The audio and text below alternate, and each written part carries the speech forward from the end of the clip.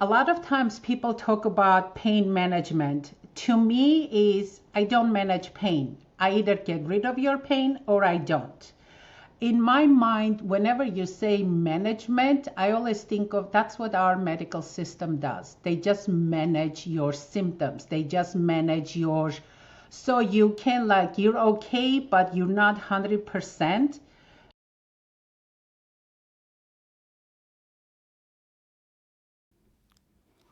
Welcome to Thriving with Diabetes, the podcast where we empower people with type 2 diabetes. I am your host, Gamden, a holistic wellness coach, helping people overcome challenges related to type 2 diabetes.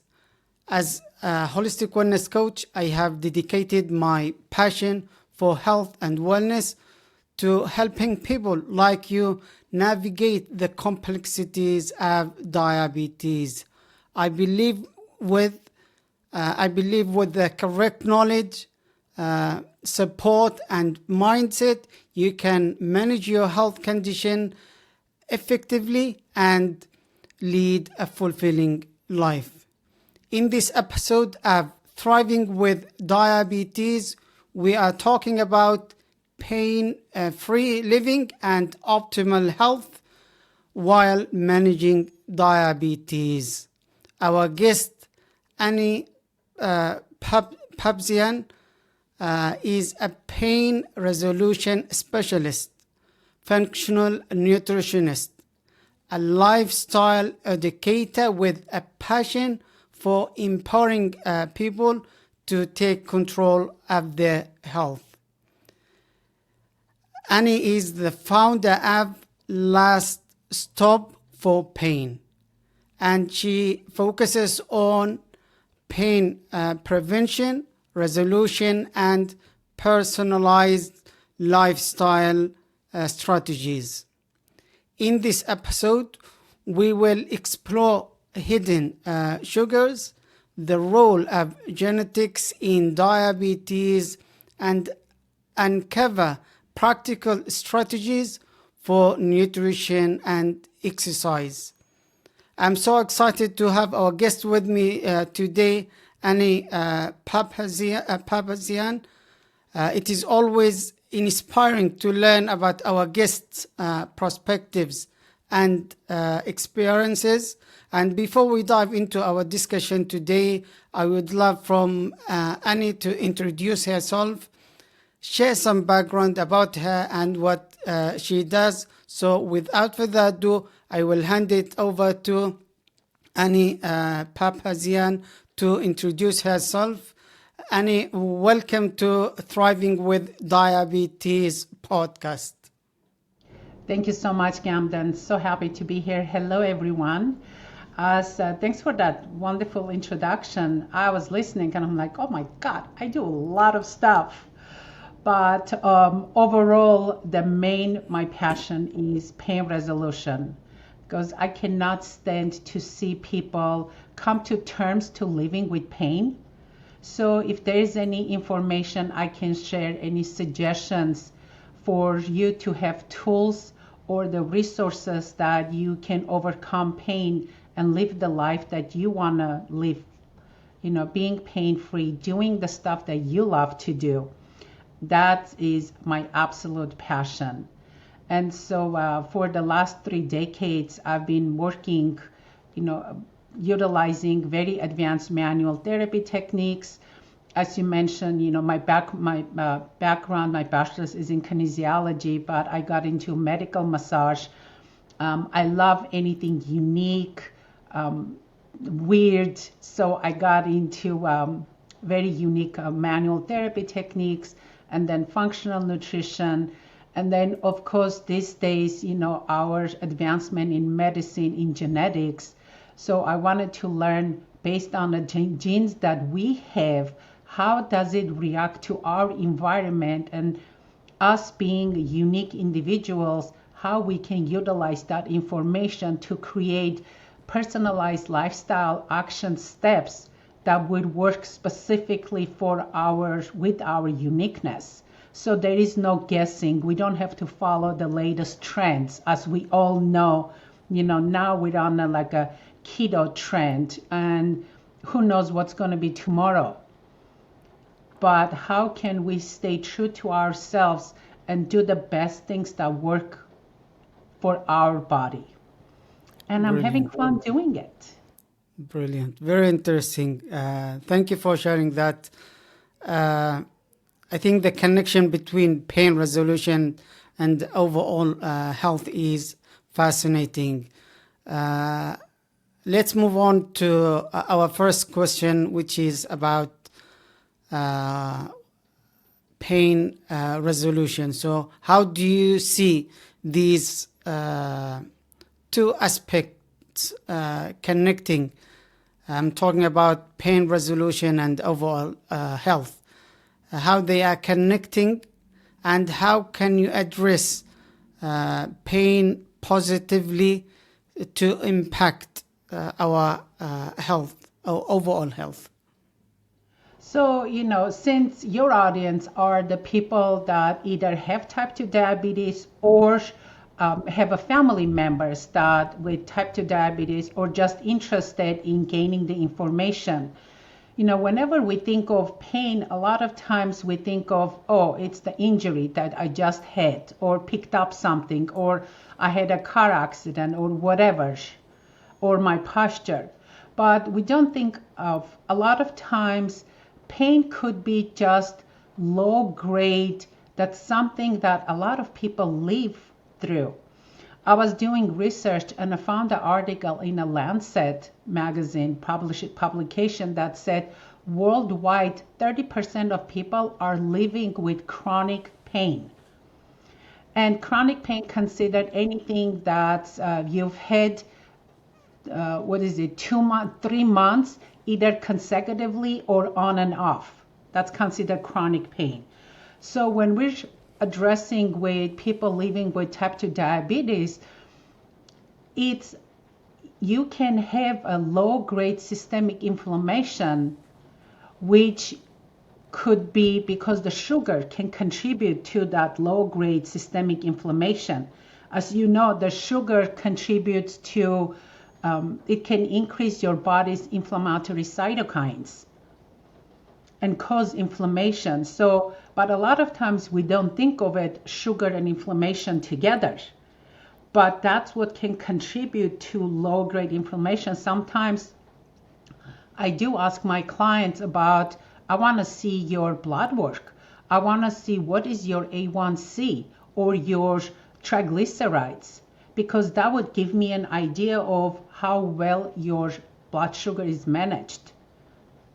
So that can completely contribute to your body pain. And sometimes you may not even put those two together, that, okay, my blood sugar, I'm not managing it properly. Oh, I have body pain. Brilliant. Thank you for sharing that. But I think I missed a question which I should ask before this. What is pain resolution? Well, pain resolution, a lot of times people talk about pain management. To me is, I don't manage pain. I either get rid of your pain or I don't. In my mind, whenever you say management, I always think of, that's what our medical system does. They just manage your symptoms. They just manage yours. So you can, you're okay, but you're not 100%. Because, they would just give you medications or whatever, topical, whatever, just to manage your pain enough that you have some kind of quality of life. But to me is, I either resolve your pain or I don't. And those are the two things. That's why I call myself a pain resolution practitioner and not a pain management practitioner, because I want to resolve your pain. Very interesting concept. Pain resolution is either to fix it or you live with it. So it triggers a positive action towards solving the problem. And you have just shared an interesting stat about chronic pain. And you mentioned that about 30% of people have a kind of chronic pain. Yes. Yeah, it's that actually article surprised me as well, that 30%, and this is worldwide. We're not talking about just America. I was at this a networking event online. There were about like 50 people, and I asked them, because I kind of was doing a survey, and I asked them, how many of you here are living with chronic pain? And there was 32% of people raised their hands. And these are just 32 that actually came forward and said, yes, I'm living with chronic pain. Out of 50 people. Imagine, that's like staggering. I think it's staggering, those numbers. That's so Yeah, many people living with constant chronic pain. I mean, as a practitioner, you know how it affects every aspect of your life. It's not just you. So, that's right. Thank you for sharing that. I know you talk about hidden sugars as well. And I think understanding hidden sugar names is crucial for people managing type 2 diabetes. My question is, what are some common hidden names for sugar found on food labels? And how can this knowledge benefit those striving to control their blood sugar levels? I know, in the handout that everyone is going to be getting, your listeners, there is I put it about 60 names, different names of sugars. And some of them, by law, they're required to be on the label, but a lot of them, they're not. But, some of the names, let's say, maltol or monos. Some of them I can't even pronounce it, like molasses or caramel, confection sugars, corn sweetener. We all know about anything with the corn syrup or high fructose corn syrup. But Barbados sugars or even agave nectar, we think of agave as a healthy thing because sometimes I know when I go to, let's say I live in Los Angeles, so we have availability in the restaurants, every type of substitute you can think of. Because here's, very health-driven people, a lot of movie industry people. So people, like I hear sometimes ask, oh, can I have agave? And I'm thinking, yeah, that's not any different than regular sugar because the way that agave is processed, yes, if you're getting like pure raw agave, it may be really healthy, but not the one that you're getting from the coffee shop, regular coffee shop that is laden with sugar. The way it's processed, there's nothing healthy left in there. Very interesting. And you mentioned, if you can repeat the number for the list that you prepared for our audience. There's about 60 names, 60. That's too much. I know, it's ridiculous, but I thought, okay, you know what, just they can like maybe print it and put it by their on the refrigerator or something just to access. But yes, that's a lot of names. Yeah, people might think there is only one or two types of sugar, like brown or white Or like sugar. coconut or white sugar. Exactly. Yeah. Yeah, thank you for preparing that list. I know you last meeting you mentioned that something about genetics and diabetes, and I know it is important to understand the role of genetics in diabetes as it is a contributing factor to developing diabetes. And the question is, how does genetics influence a person's susceptibility to diabetes, And how can this knowledge inform personalized approaches to diabetes management? Well, I absolutely love genetic testing. And when I got my own genetic report, there were so many like, oh my God, that makes so much sense. So many aha moments. So when we're talking about diabetes, even though as humans we share 99.9% exact same genes, but that 0.1% that is different, that's what makes us unique. So I want your listeners to keep in mind that genetic testing doesn't matter whatever company you decide to go with. Hopefully it's a reputable company. But, you know, genetic testing, it's not a diagnostic. It doesn't give you any diagnosis. It just gives you foundational information that the genes you got from your parents, this is based on those genes, this is how your body can utilize the nutrients or react to your environment. But you still, doesn't matter what genes you have, you still have to make those lifestyle choices. So, for example, you can have genes, specific genetic variants that will increase your potential for developing type 2 diabetes. Or if you have a specific gene, sometimes we call it the sweet tooth gene, because if your lifestyle choices are not proper, then, and you have this genetic variant, then it's guaranteed that after a meal, you're going to crave sugar. Or if you have this specific genetic variant, I think it's like FAAH gene, and you don't get a good night's sleep, the next day you'll be craving sugar a lot more than if you got a good night's sleep. But imagine knowing all that information, like in your genetic blueprint, we have the blood sugar, glucose, insulin pathway, and there's like a bunch of genes in there. Imagine knowing, like, this is how my body reacts or designed. This is how my body can utilize the sugar.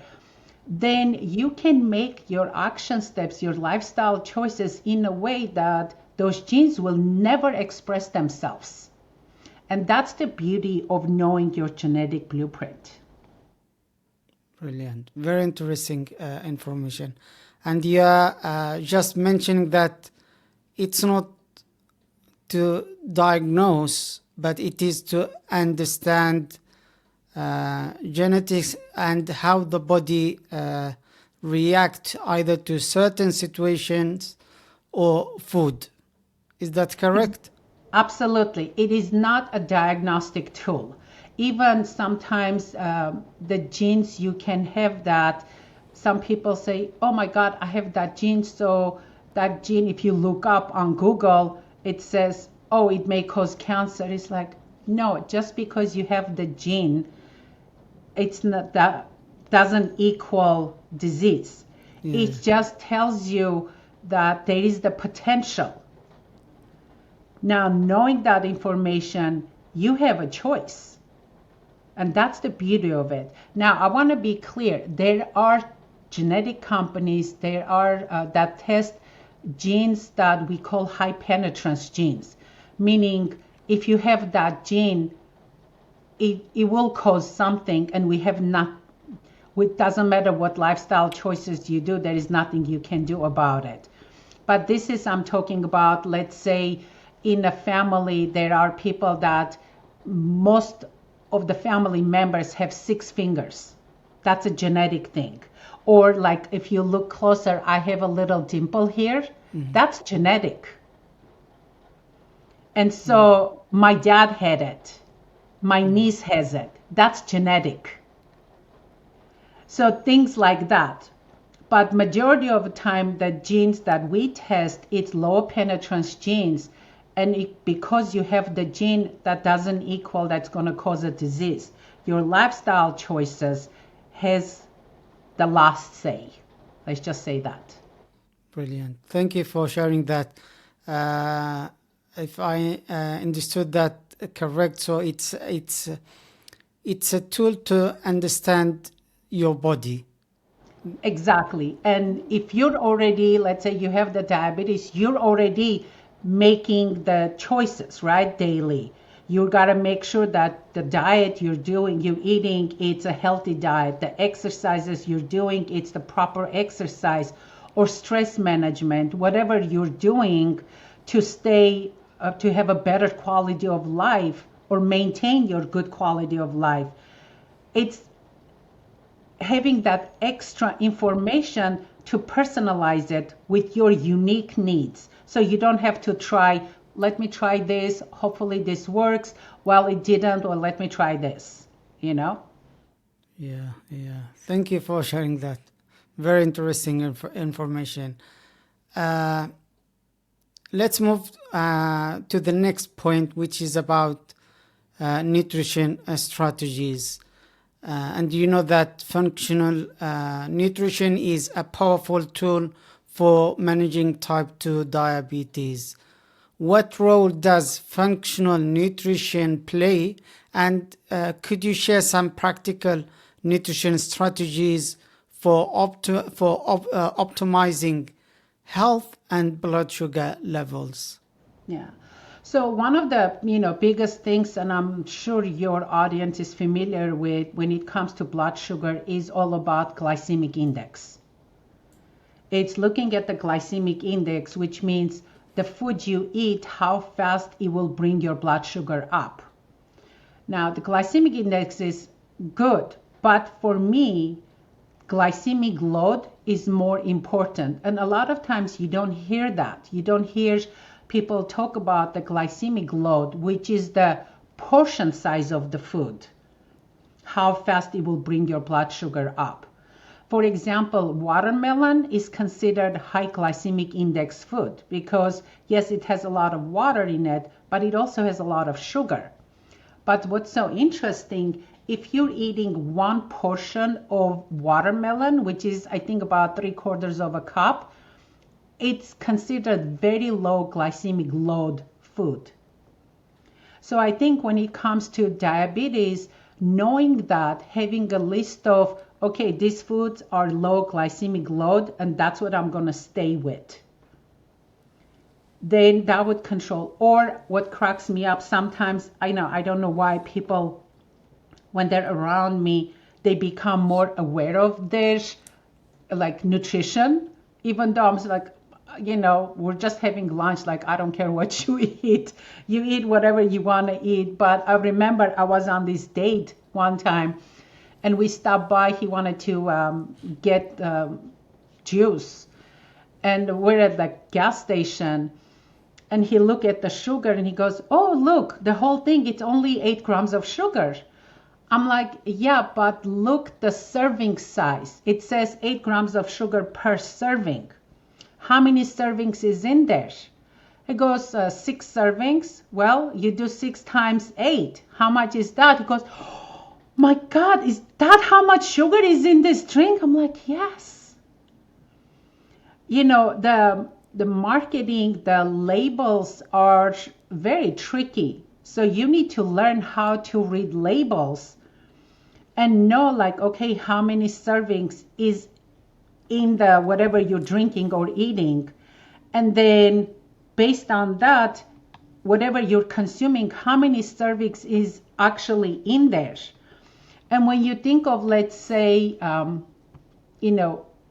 gram, or just for example, we say 1 teaspoon equals 4 grams of sugar. So imagine sometimes when you look at the labels and you do that calculations, it's scary. Like even not long ago, I did a workshop with a pharmacist, and her specialty is diabetes. And actually I went to Starbucks and I got the healthy, it says green juice, healthy, fresh squeezed. It had all organic ingredients, and it had all vegetables and some fruits. And if you read the label, I mean, of course, they do this gorgeous label, all organic, healthy. And then you look in the back and it's 26 grams of sugar per serving. Now, their argument is, yeah, but that's from fruits and vegetables. I don't care. Sugar is sugar. If someone that has diabetes will drink that, their blood sugar is going to go crazy up. So, yeah.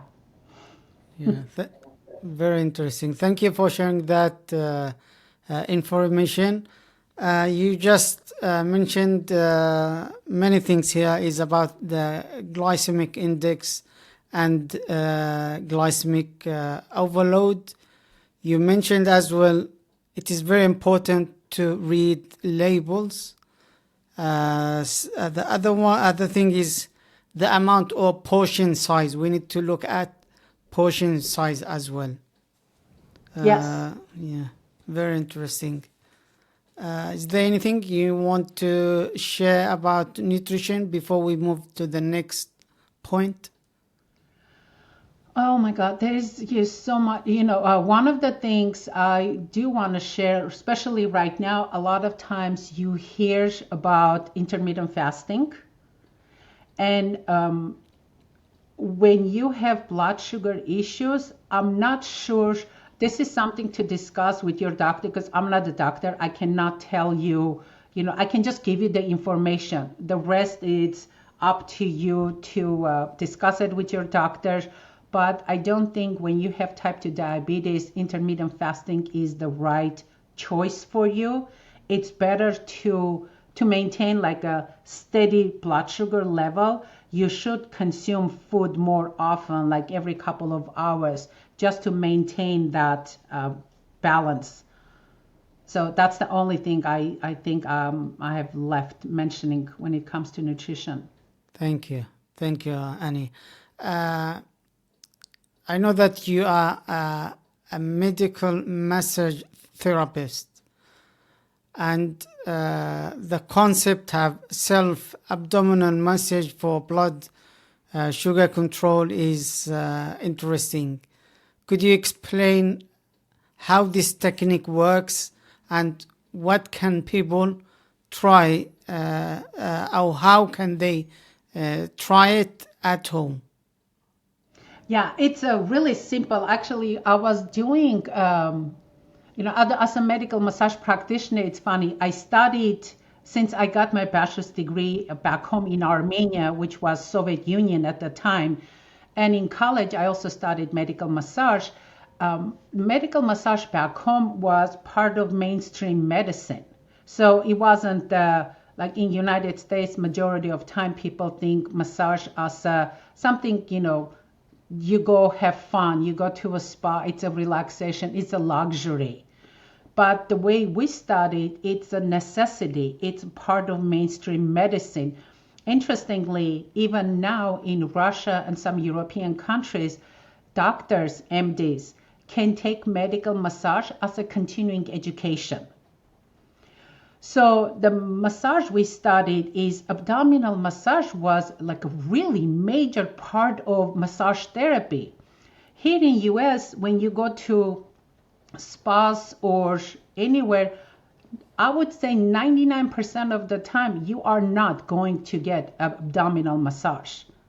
In Europe, I was just in Spain in December, and I went to get a massage with a couple of my friends. And it's so funny. You're laying, you're covered, and then all of a sudden, when they're going to do they're going to do abdominal massage, they don't even cover your breast because they don't even care. The lady just took it down the sheet and started massaging my abdomen, and it was fantastic. So there was a study. I found this amazing study, which the link is going to be in the handout if anyone's interested to look at. They actually did like a controlled 3 groups, which one was just a regular group, second one got a full body massage, and the third group got only abdominal massage. And the abdominal massage group had the best effect of lowering the A1C levels. And it's nothing fancy. It's just a regular massage. Actually, in a handout, I put a link to a short video that I created. Nothing fancy. You just, do abdominal massage with lotion or oil. And I just spent a few times, like first thing in the morning when I wake up, I give myself a little abdominal massage, because it's not only increases it's like a message your body that I'm awake. It increases, improves your peristalsis, when your gut, it's like a movement, but also it improves the lymphatic drainage. So it's a really simple thing to do. You can do it yourself. And then if you're someone that is getting a regular massage, then I would say make sure that they would give you abdominal massage. Now, besides the massage, abdominal massage, I also put a link to another study and a video. I also mentioned that there is a specific acupressure points in your foot and in your lower leg that has shown to lower blood sugar levels in type 2 diabetics. The link is in the handout.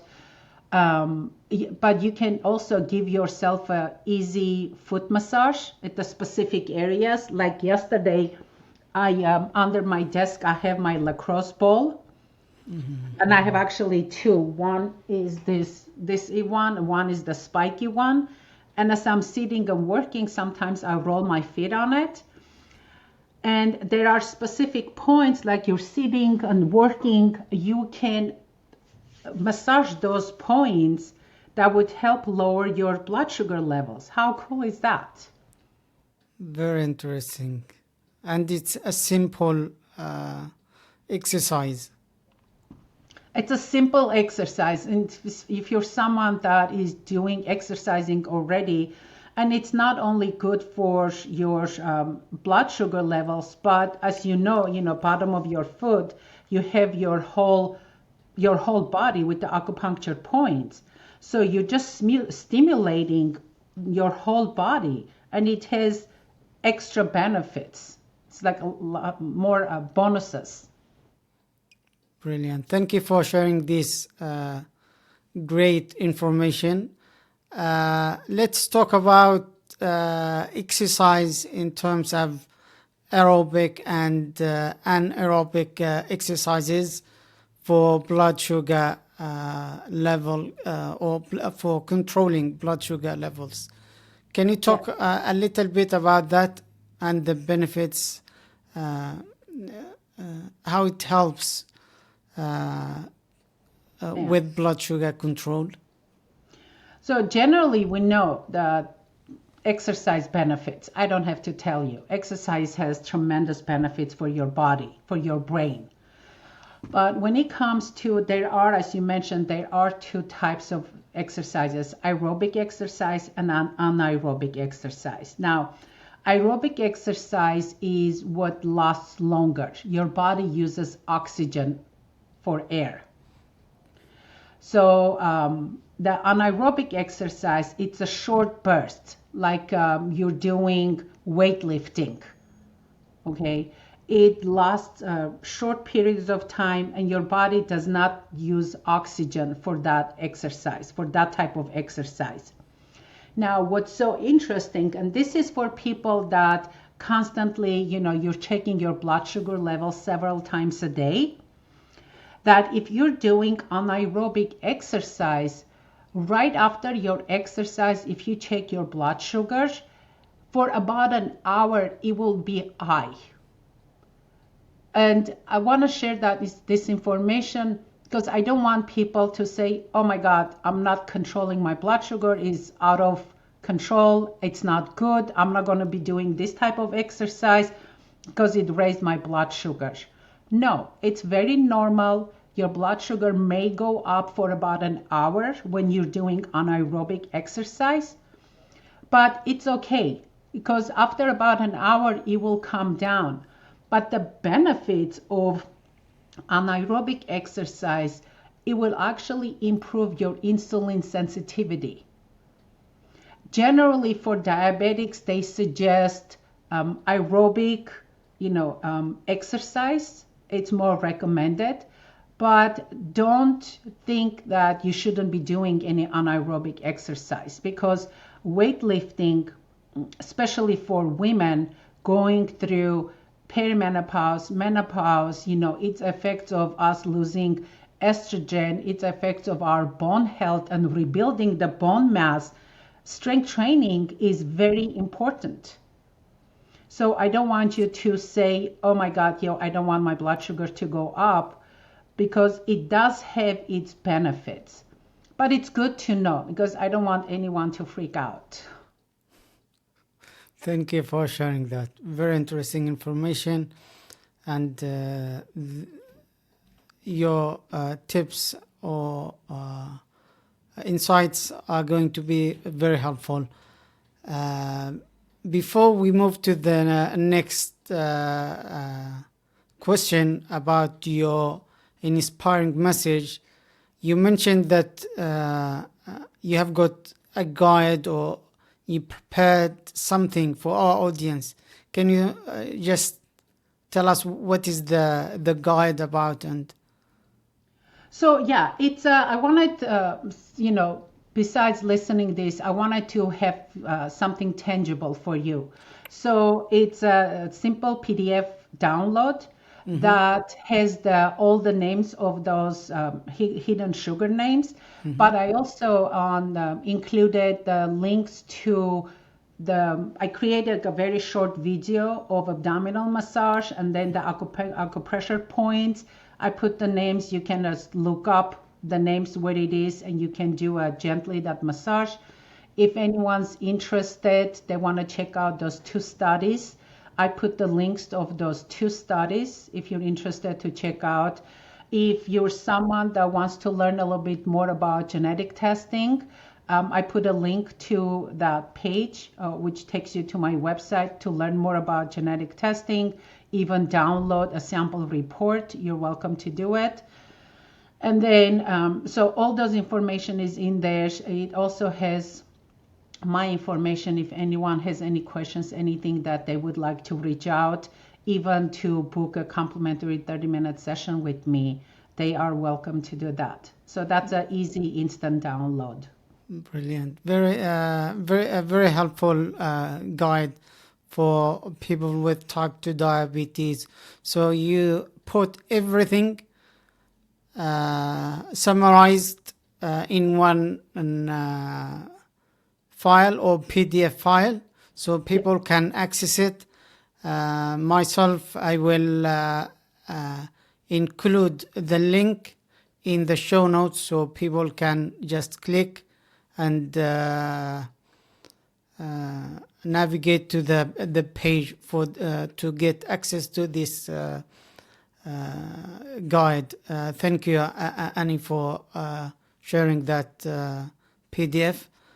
I have got another question before we finish this episode. What inspiring message or advice would you like to leave with our viewers and listeners, specifically those who are struggling with type 2 diabetes? Look, with the healthy lifestyle, doesn't matter whatever the challenges you have. I want you to think of it. It's a process. It's not it's not a sprint. It's a process. Every day we need to make the choices, just because it's not all or nothing approach. So if you did something to mess it up, because like today is actually my birthday. I turned 55. I'm turning 55 today. So even though I have a very busy work day, but I may go and eat a piece of cake, and it's okay. You don't have to be 100% on point. But one of the message I have is, what is that one thing you're going to take away from today's hour talk whenever you're listening? What is that one action step that you are going to do? And you just stick to that one step. And that's it. Brilliant. It's a process, it's a lifestyle, it's not a sprint. Just enjoy. Thank you for sharing your inspiring message. Hopefully, it's going to be helpful. It's simple. It's a process. Focus on achieving one thing at a time. Exactly. Brilliant. The next thing I want to ask you about your contact information. How can people find you if they want to get in touch with you or learn more about you and what you do? So in the handout, once they get the access to a handout, it has my information, it has my web address. That's it. That's the best way to get hold of me. Once they access to, like I said, once they get the handout, it has my website on there. And then once they go to my website, they're welcome to do a 30 minutes complimentary session with me. If they have any questions, anything specific that they would like to ask, I'll be happy to help any way I can. Brilliant. Have you got anything else you want to say before we wrap up this episode? I just want to say, since I'm a pain resolution practitioner, I love this quote that pain is inevitable. Suffering is optional. We all have choices. The choice between the difference between you living the quality of your life that you want to live and suffering and being in pain or whatever types of pain you think of is the choices you make in between. Brilliant. That's it. Brilliant. Thank you for sharing that as well. First and foremost, I would like to express my sincere gratitude for our amazing guest, Annie Papazyan, for generously sharing her expertise, insights, and time with us today. And I want also to thank everyone of you, our dedicated viewers and listeners, for being a part of this episode. If you are seeking additional guidance and support on your health journey, I encourage you to book your discovery call with me at wellnessimpact.org. During this call, we can discuss your needs and explore how I can provide a personalized assistance while addressing any questions you may have. If you found today's episode insightful and valuable, I encourage you to join our community of people committed to thriving with diabetes. To stay up to date for upcoming episodes, empowering discussions, and practical tips, make sure to subscribe to our YouTube channel. For those who prefer other platforms such as Spotify, you can follow the Thriving with Diabetes podcast. Once again, thank you, Annie, for being our guest today. Thank you, everyone, for joining us on this impactful journey. Until next time, take care of your health and keep thriving.